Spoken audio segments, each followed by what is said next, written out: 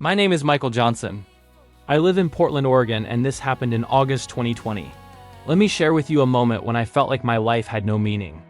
I was carrying a heavy burden, pain, disappointment, and a deep sense of failure. That day, I walked to a bridge with the thought that maybe it was time to give up. I stood there looking down, feeling like there was no way forward. I whispered, "God, if you are real, I need you to show me something." As I stood there, I noticed someone a few steps away. He wasn't looking at me. He was praying. I could hear his words softly carried by the wind. He was talking to God, asking for hope, asking for light. Something inside me stirred. I thought, why would someone choose this place to pray? He looked up, saw me, and walked closer.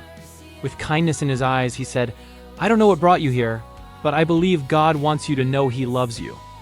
I froze. It was like he had read the cry of my heart. I told him I was tired, that I didn't see a reason to keep going. He listened without judgment, and then he shared about Jesus, about how He gives hope when everything feels lost. He said, Jesus came for moments like this. He came to give you life, not despair. We stood on that bridge for what felt like hours, talking, praying, and sharing. The weight I carried began to lift. For the first time in a long time, I felt seen. I felt like God had answered my desperate prayer in the most unexpected way through a stranger who chose to pray on a bridge. That night, I didn't give up. I walked back home with a new sense of hope. I realized that God had placed someone there at the exact moment I needed Him most.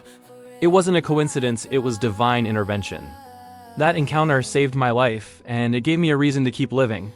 Today, I look back at that bridge not as a place of despair, but as the place where God met me and reminded me that He has a plan for my life.